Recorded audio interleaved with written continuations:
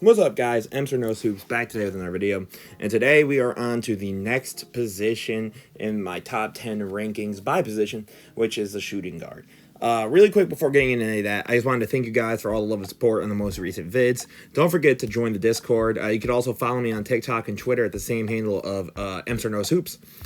And as always, don't forget to leave a like, comment, subscribe. I always do this at the beginning of the video, guys, because I want you guys to be able to immerse into the rest of the video. But don't forget to leave a like, comment, subscribe. Let's really grow the channel. We're trying to hit 1K before October, and I know you guys are more than capable of helping me do that. Now, on to the rankings and how I kind of did them. It's similar to what I did for the point guard list. If anybody was here for that, hopefully you guys were. And the way I did that was more so off a mix of the criteria. Some of it is obviously stats, but if we did just stats, things will get really nasty. You have to do eye tests, but you also have to make sure that you factor in just the facts of things, because sometimes what we're seeing is not always the truest form of a player or of an event. So, guys, that is why we are doing that. This is for reference. I did have Kyrie as a 2 guard just because, for me, that's what he's basically been playing the last however many years of his career, the last 2 or 3. Similar to someone like James Harden. And for me, I will say getting the last position on this list was extremely difficult. The first 9 names I felt were relatively straightforward. I know who I wanted on the list. But that 10th name was extremely tough. But without any further ado, I decided to come with the 10th name so we can discuss the honorable mentions, which are Tyrese Maxey and Desmond Bane, both of whom were in very, very, very, very tight contention with my number 10 spot. So without further ado, let's get into who I had as the 10th best shooting guard in basketball. And that for me is Tyler Herro. Now, again, him, Maxey, and Bane are all in very, very, very close conversations for me. But my thing is that I feel like Herro has the most responsibility out of the 3 names I gave, just because he has to be a primary ball handler on top of a primary bucket getter during the regular season, especially for the Heat, while people like Maxey and Bane could be the second to even third option on their teams on nights. So to be able to have that luxury to me really puts me in a position where I kind of value what Tyler has to do on a night in, night out basis more than what the other 2 do. And I think Tyler Herro's numbers would look a little bit better if he was in a situation where he had more lax circumstances and was able to do more sort of on his own pace as a second to third scoring option versus having some nights where you need to be the number 1 guy on the team, nights where you also have to then be the main facilitator, which Maxey will never have to do as long as Embiid and Harden are there, or they get another playmaker. And Bane obviously has someone like Jaren Jackson and Ja, who at that point can relieve him of any real scoring duties on some nights. But again, Tyler Herro is my number 10 spot. And I think this was a very fun one to try and figure out, because again, those 3 names are very tough. So let me know what you guys think of those 3 names and who you would have taken and why. As we get ready to move on here to the number 9 spot, which is Chicago's very own, my favorite player on my team, Zach Lavine. And Zach Lavine is an incredible player. The thing with him is, and I think this season really showed it, to me at least, goodness gracious, when that man is not scoring, I do not know what else he is giving me. Like, the defense, not really there. The passing and the playmaking is infuriatingly not there. There are so many opportunities where that man gets the gravity that you need, where that man can really take a step, and he just doesn't. So when he is not scoring, I really cannot sit there and tell you what Zach Lavine does otherwise. I just don't know. And the thing is, too, is that since he's coming off the injury, he took a little bit to get back into shape coming into the season. So for me, it was kind of hard to really rank him any higher, just because I think it'd be disingenuous to the other shooting guards on the list. And I just think even when we did see him play, he wasn't really at his best level. And again, he's still an incredible scorer, but when that's really all you do, it's kind of hard for me to sit there and say that you deserve to be higher than other people on the list. And speaking of which, is now the number 8 spot, which is actually a name of a lot of conversations right now. And that for me is going to be none other than Phoenix's newest third option, Bradley Beal. And Bradley Beal is one that him and Lavine I had back and forth as I was working on my list. And it was something that was really, really, really tough for me to hammer out. But for me, I guess what I took was when Beal isn't scoring, he can give you much, much, much better passing and playmaking than Lavine. Neither of them are very good defenders, obviously. So for me, I would take just what Beal's giving me otherwise. But what holds me back in terms of what he does otherwise is that as good as a playmaker as Beal is, I think that to me, his scoring and such is good, but I don't really think it is going to be something game-changing. So, for example, I think that the Phoenix Suns on a technical level got better because you got a better player in Beal. But the lack of their depth, I don't think is going to help. And honestly, he just is another good mid-range scorer, which is cool, but I don't really think that's going to help that team long-term. And I think Beal is a very, very good player. But to me, I just think these guys over him are just better at some of these things than him. So I think as good as he is, I just think there's a clear ceiling to it. And that clear ceiling is not really moving me just in terms of who else I would take over him. So for me, number 8 is none other than the newest Phoenix Sun, Bradley Beal. And now as we move on here to number 7, I have Anthony Edwards. Now this is very tough between him and who I had at number 6. But for me, I think Ant just has a little more to go. Now, Ant has a similar issue to Zach Lavine, but the difference here is that I believe that Ant's playmaking problem is not as big as somebody as like his defensive like improvement when he is locked in on defense. And that's the one issue I have with Ant, and it's what held me back from putting him even higher, is the consistency and his effort. Anthony Edwards is one of the arguably best scorers on this list. What that man does at all 3 levels is kind of insane. More so at the rim and at the 3 ball. I think he does need to improve his midi a little bit. But Ant's defense, too, is just incredible at times. The issue is it doesn't always look like that. And his passing and playmaking is extremely rough.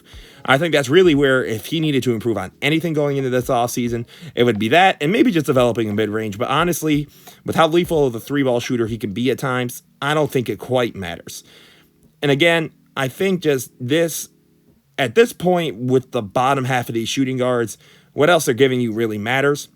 So for me, Ant's giving you that defense that I think is obviously going to matter when you look at that. And I think he'll be higher going into next year. And now at number 6, this is going to be a very hot take, Kyrie Irving. Now, if you're in the Discord, you will know how I feel about Kyrie, and this is my issue with him. The impact of someone like Kyrie Irving, I don't necessarily always see or feel. And I think this is something that a lot of people don't quite look at. So Kyrie Irving is a player that a lot of people will argue is a top 15 to top 20 player.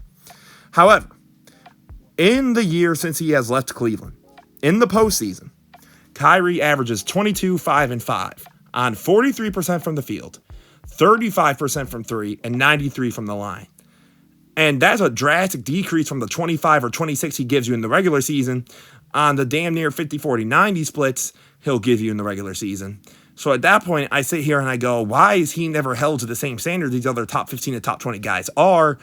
And honestly, I just get to a point where I'm not really seeing where his impact is. And I'm not going to blame him, for, by the way, for why Dallas didn't make it. I think there's a lot of things that went wrong on that Dallas team, along with just a lack of defense and Luka low-key struggling the second half of the year. But I just think what Kyrie gives you as a playmaker and scorer, it's better than everybody below him. But I don't think it's enough for me to take over the guys I have above him. I think Kyrie's a very good player, no doubt. But I think if you're going to really hold this man in that high of regards, then you need to really be consistent, because no one ever mentions this playoff drop that's pretty freaking bad when you stop and you actually look at it. His game is pretty, but it doesn't mean he's better. For me, number 5, I have SGA. And him and who I have at number 4 is extremely interchangeable and tough to look at. But SGA has really blown up for me. And I think we are starting to see his impact now with this team as he has really grown as a player. And I think something that's very undervalued about SGA is actually his defense. Not that he's this incredible or great defender, but I think it's similar to, it's a little worse than Ant's, but I think when he really puts in the effort, he is not a bad defender, and he's not a negative or someone that's going to be consistently exploited. As if he was, he would definitely be below someone like Kyrie or someone like an Ant. But my thing is just the scoring he's giving you has just been so good and so consistent that I have to value it. And I think he can I think he's a good enough playmaker. My one thing is just that I think I need to see improvements from him there. And I also want another year. Because as good as SGA has been, I don't think he's quite been this level. So if you had Kyrie over him, I could see it. But for me, I think he's just like one step away. I think Shai's an extremely good player. I just think we cannot overreact too soon and balloon him to a point of where if he doesn't do this again next year and then he plummets on everyone's list, I think we need to play it safe rather than be sorry. And for me, he's so good, but the guy I have over him, I value just a little bit more, and that is going to be Jaylen Brown. And now Jaylen Brown's the newest player that everyone wants to crap on and act like he was never good to begin with. And my thing is that before this Heat series, that man was giving you 60% true shooting, giving you 23 to 24 points a night, which, if we're being honest, is the way that everybody acts like that's what Kyrie Irving is. And my thing is that even though I would say his ball handling and playmaking is atrocious, right? Like SGA is just leagues better than that. I would also argue that Jaylen Brown is leagues better on the defensive end. And as a scorer, to be honest, is JB not a similar level scorer? Like, I understand, like, Shai can do more, but the thing is I'm also preferring JB as a shooter. I would prefer JB in the mid-range, even though it doesn't do it all the time. And obviously, SGA is a better finisher. So to me, these two are very interchangeable. I don't think one has cleared themselves from the other, even though I do think that will be totally possible by next year. But for me, my apologies. Jaylen Brown is fourth on my list. And I think, though, the top three are pretty distinguished from the rest, just because I think what they give you on both sides or what they really can give you on one is just better. But for me, Jaylen Brown is number 4 on the shooting guard list, interchangeable with a guy like Kyrie or SGA, as what they give you are all so interesting to stop and think about because they all have one area where you're kind of sitting there and you're going, could you be doing more? Number 3 is Paul George. Now, Paul George for me is a shooting guard. You can have him as a small forward, but I'm thinking, for me anyways, if you had a team and you had a legitimate 4, so someone like a PJ Tucker, right, on the Clippers, Kawhi would move up to the 3, and Paul George would be a 2. I just think he's a very tall 2. So for me, Paul George is becoming more and more underrated as the years go by. I really think the bubble gave everyone such a bad taste, understandably so, that they then kind of try and balloon it to be what he has been since. And I just don't think that's true. What he's given you on both ends, obviously he has gotten worse as a defender, but I think it's better than most of the guys below him, except for maybe JB, but I would probably say Paul George is still a little bit better. And just what Paul George is giving you as an offensive player every night in terms of his playmaking, in terms of his scoring, I just think he's too valuable of an asset and a player for me to put under someone like a JB or SGA who isn't quite as established yet and still have shown me there are massive holes in their game that I would just not like to take over what I think is at this point a very well-rounded Paul George, who I have sitting at number 3. And the top 2, you guys, I think are going to be fairly straightforward. But I actually do think at this point there is a more distinguished number 1. So now let's get into who the second best shooting guard in basketball is, and that's obviously going to be Donovan Mitchell. Now, there's something we also need to talk about as an NBA community. Donovan Mitchell's playoffs are reaching a point where we only really remember the bubble and like the year after, and then we just kind of act like that's been his entire playoffs. This year against the Knicks, incredible game 1. Everything else, ugly, extremely ugly. Last year against the Mavericks, who, by the way, did not have Luka, very ugly. To me, Donovan Mitchell is arguably the best scorer on this list. You can very much so argue it. The 3-ball, the midi, the finishing, you can argue it. And I think he's a very good playmaker. Obviously, I think his defense has gotten better, and I think his playmaking has shown to be much more valuable than we thought as he got onto this Cavaliers team. But I'm also beginning to think that we really hypervalue his playoffs when, if you really look at it, since that last year, these last 2 seasons haven't been anything really incredible to look at. And it's like, am I really going to value something that at this point the guy hasn't shown he's going to consistently do, which is okay, but I'm not going to sit here and act like that's what he always does. But Donovan Mitchell's number 2, and I don't think anyone is really close to competing with him for that spot right now. And number 1 to me is none other than the guy who wears number 1, Devin Booker. Devin Booker, these playoffs, I mean, we all know that man was a monster, an absolute monster. And the second that he played closer to quote-unquote normal, the team just gave, there's nothing they could do. I think what Devin Booker does as a scorer, and I think actually watching these playoffs, he's improved as a playmaker to me. He was handling double teams so much better. These last couple playoffs, I understand they had the epic collapse against the Mavericks, but Devin Booker these last few years has just been so good for this team and shown his value, as once he got hurt, that team was just deflated. And once he came back, they just started skyrocketing again. Devin Booker, to me, is probably the best shooting guard in the league. And I wouldn't say it's clearly, because I do think him and Mitchell is still close. But I would just take what Devin Booker is doing at this point, because his improvement in the three ball has been nothing short of incredible. His mid-range game is awesome, and he's not a bad finisher whatsoever. And I love his playmaking and passing that he seems to consistently be improving on. And that's something that I think we just cannot ignore whatsoever. So now, with that in mind, guys, those were my top 10 shooting guards. Really quickly, let's go over it one last time. At number 10, I had Tyler Herro, with the honorable mentions, by the way, of Maxey and Bane, who, again, I want to know what you guys think of those three. We then had Zach Lavine at 9, the newest Phoenix Sun at 8 in Bradley Beal. 7, we had Anthony Edwards. 6, we had Kyrie Irving. 5 was SGA. 4 was Jaylen Brown. 3 was Paul George. 2 was obviously Dmitch, and number 1 being Devin Booker. And the shooting guard position to me is so interesting because it feels like every year the rankings just fluctuate all the time.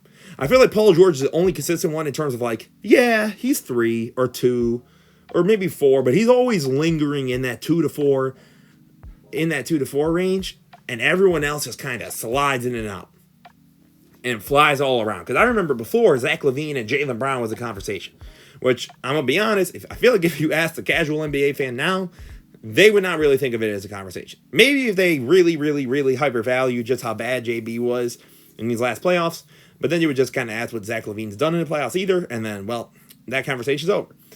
So let me know what you guys think down below. I'm sure you guys disagree probably with what I said about Kyrie, but take it as you will. This has just been so fun to do, you guys. I've enjoyed doing these position rankings. I have been enjoying making this kind of content for you guys, and I'm really glad that you guys have actually been watching the videos and not just watching a minute and leaving. So as always, guys, this is Mr. Knows Hoops. Don't forget to be positive. Leave a like, comment, subscribe, join the Discord, follow me on Twitter or TikTok. Leave a like, comment, subscribe. I love every one of you guys. Thank you all so much for your support. Have a great rest of your day, guys. Peace out.